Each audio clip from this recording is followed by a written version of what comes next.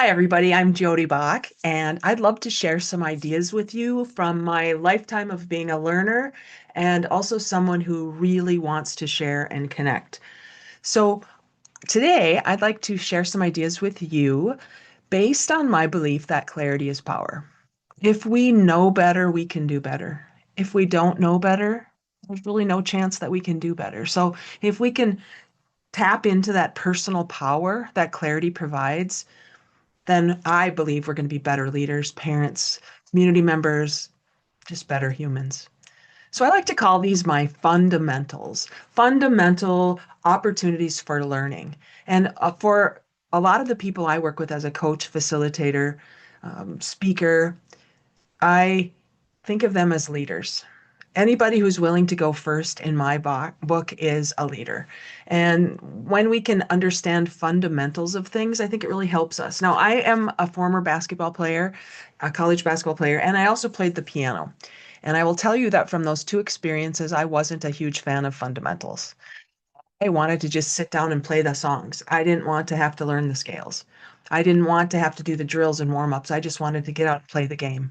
But I realized that without having those fundamentals to build on, it's kind of impossible to just be good at something.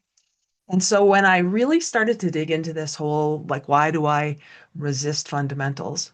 I had to change the way I thought of them in my mind. So I just changed it to fun and mental with duh in the middle. And to me, that becomes a different way of looking at it. Because if we can think about the fundamentals, the building blocks, the foundations upon which we're building our learning, and we can hear something and in our minds go, yeah, well, duh, that would be obvious, then we know we've hit on a fundamental. So the one that I want to share with you today is the first thing I use when I work with any organization or a coaching client, individually or as a team.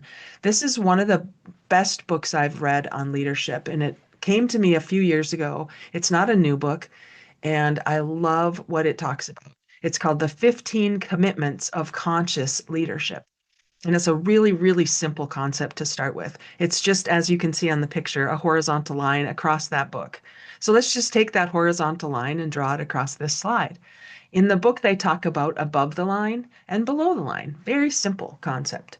By the way, I need to tell you right now, I'm going to tell you something that you can't unknow. Once you know this, you can't unknow it. So that's my warning. You might hear something that causes you to have to be accountable to some new information. With that said, above the line is conscious.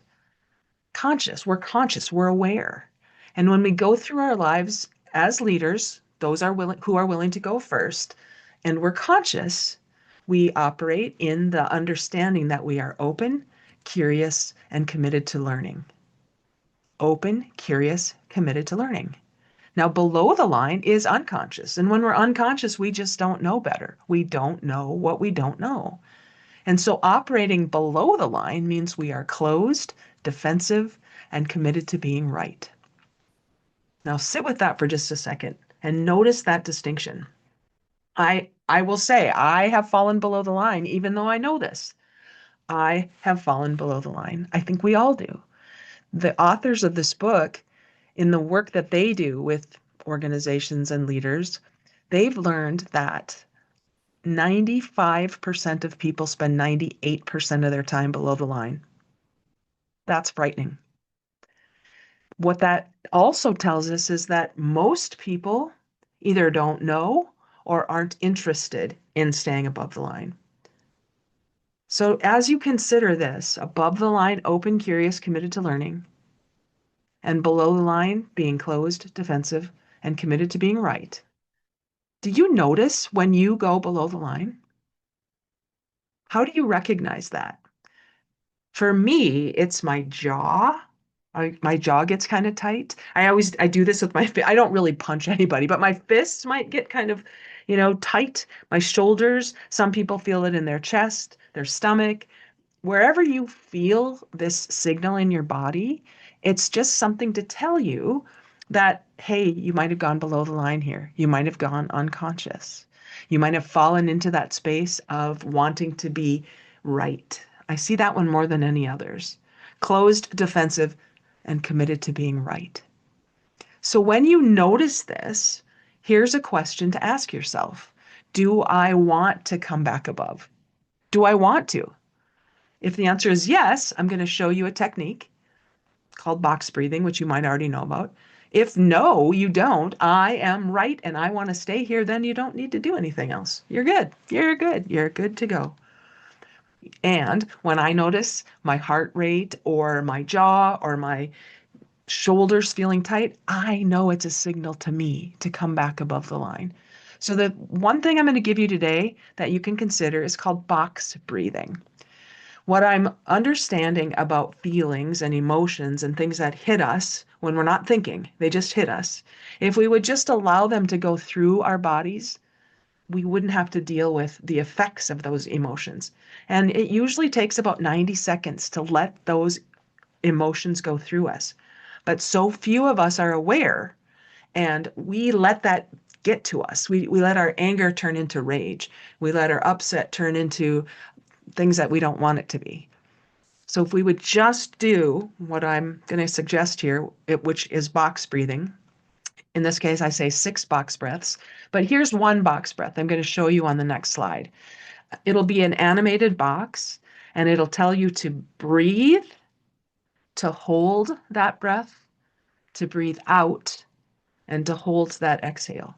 So breathe in, hold, breathe out, hold. Got it? Here's the animation. Let's do it together.